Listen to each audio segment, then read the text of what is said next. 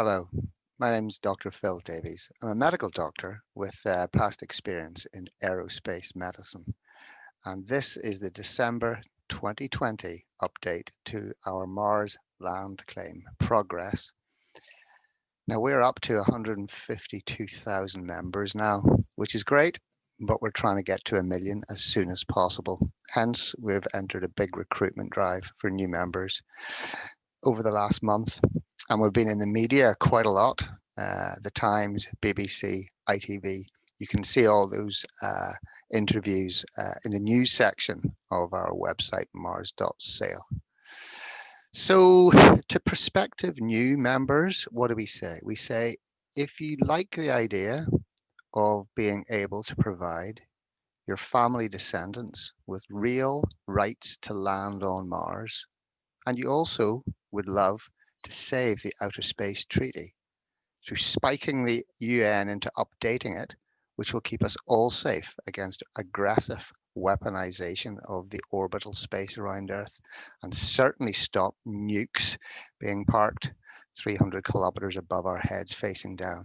That's a real prospect within the next decade. It's not something 100 years away. The Outer Space Treaty was developed in 1967 in the Summer of Love, and it was agreed between the Americans and the Russians. And an amazing agreement. It involved everyone at the UN, but they were the two big players, and both were scared that the other was going to put nuclear weapons in space and was also maybe land grabbing the moon. So this treaty was smashed out to stop all that, and it's worked really well. But unfortunately, it's 53 years old and has nothing but potential barriers to space exploitation. So these are miners looking to mine asteroids in the moon, largely American-based, but Europeans and companies from the Middle East are also getting interested, and I'm sure China and Russia will follow. Now, this outer space treaty is being degraded, is being marginalized and forgotten about because it really hasn't helped the development of space exploitation. So these countries have had to make up their own laws. And now there's a thing called the Artemis Accord, which allows a small group of countries to go off and mine planets and asteroids and create big exclusion zones around their installations that other countries can't get into. We can see why this has all happened. The frustration has been that the space law has prevented all this for a while.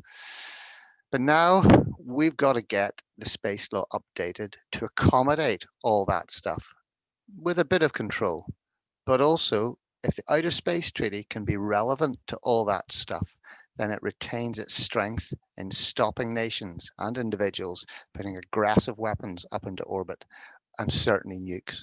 Because unfortunately, the Outer Space Treaty is the only thing stopping all of that. It's the only thing that could stop nuclear weaponization of space, and it's rapidly weakening. We need to get it updated. Now, we've launched a Mars land claim to try and make that happen. How does that work? Well, it's the same committee at the UN called COPUOS that would have to deal with a unique and legitimate claim to Mars land. It's that same committee that is responsible for trying to update space law and keep it relevant. So if we can spike them and give them a jolt with the legality, the unique nature of our claim, we can get them to open up space law and update it. Ultimately, I think all countries would be happy with that. They just need the sting to get them going. So our claim is legitimate. It is based faithfully on international law. We do use high-powered lasers to satisfy one of the limited requirements in international law. It's how you would claim barren land on Earth, but also in space. I mean, Mars is barren land. It has massive strategic value, but it's barren land. And the law, as it stands over the last 100 years, has criteria that we have to satisfy as a would-be owner-occupier of barren land. And the use of lasers allows us to liberate carbon dioxide molecules from the surface of the planet.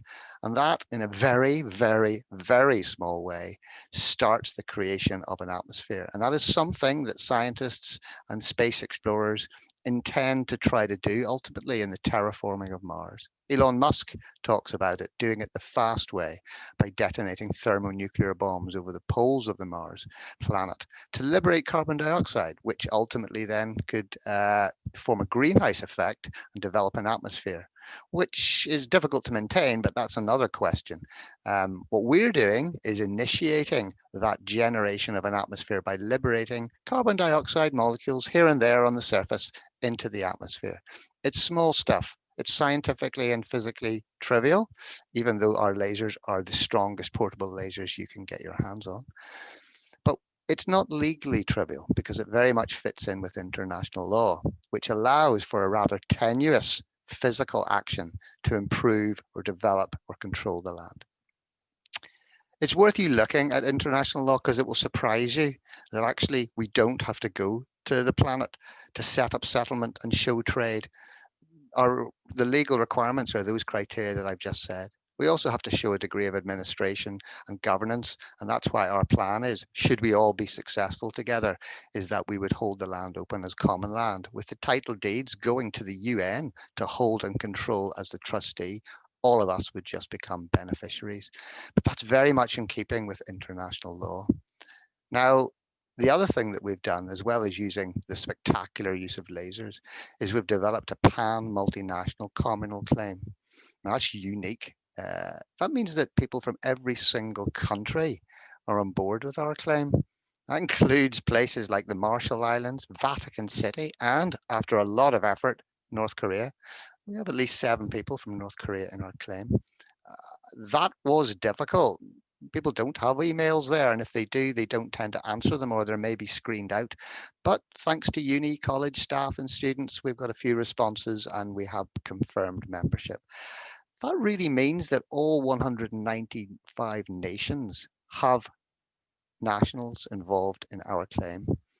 Now, that is unique, and it's uniquely legally relevant because for the want of boring you a little bit here, there are no other possibilities for a legitimate claim in space. The Outer Space Treaty stops nations land grabbing in space, but there are articles from that space treaty and a thing called customary law that comes from that says actually individuals and companies can't claim land in space because individual actions in space are national actions in space. Hence, the nations cannot claim space. Well, we have got people from every single country. Therefore, it's a pan-multinational claim. So if there's any infringement of sovereignty, it involves every single country. Everyone is equally infected. Nobody is negatively disadvantaged. And there is a precedent in international law for that. There's a thing called the Moon Agreement, which is a pan-multinational communal claim for all humanity. It says all the solar system is the common heritage of mankind. That's a communal claim that sits perfectly in international law. The foundations for our claim is exactly the same. And we have top international professional lawyers who are most surprised by our construction and actually realize that this will cause a huge shock when it gets to an international court or the United Nations committee, which is where we're trying to go, COPUOS.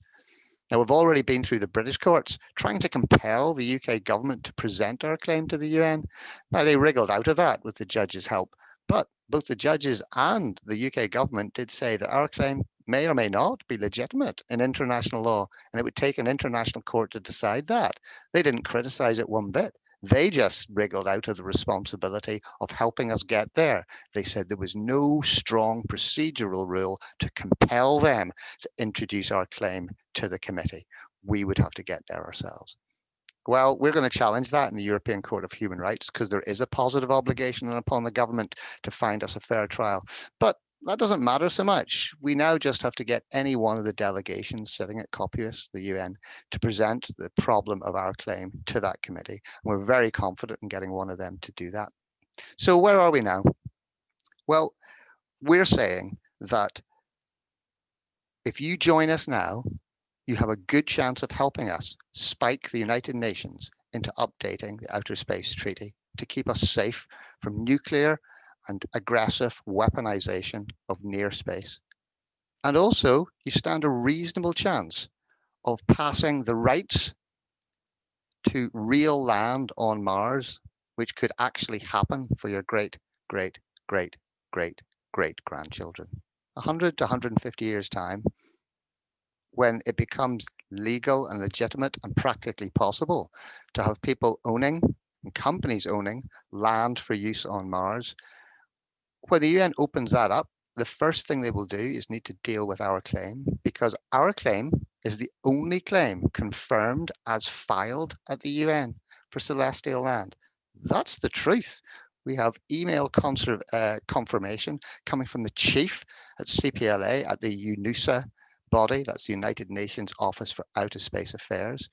And he copied that email of confirmation to the British High Council at the UN, seniors in the Foreign and Commonwealth Office, and other seniors at the UN. He confirmed receipt and understanding of what the application was about. Our claim is filed at the UN and has come through the UK courts with credibility. Please join us now, and we can do this thing. Thanks.